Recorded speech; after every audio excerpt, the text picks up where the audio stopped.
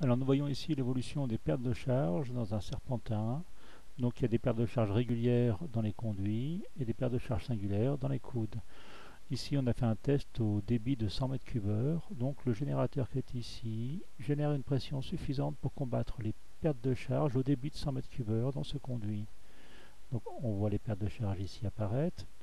Donc ici il faut une pression importante pour combattre la somme des pertes de charge qui va rencontrer le fluide. Donc le générateur a été créé pour créer une pression équilibrant les pertes de charge au débit de 100 m3. Les pertes de charge, c'est un phénomène irréversible. On ne pourra jamais récupérer cette pression perdue par frottement et par variation de direction dans le conduit. On peut faire un petit test de trajectoire pour voir l'évolution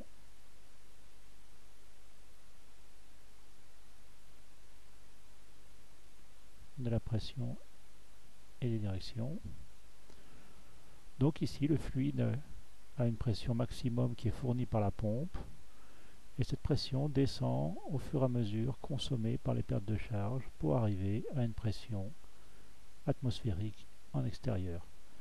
Donc le logiciel a calculé les pertes de charge et a évalué le générateur qu'il fallait pour créer le débit de 100 m3 dans ce petit serpentin.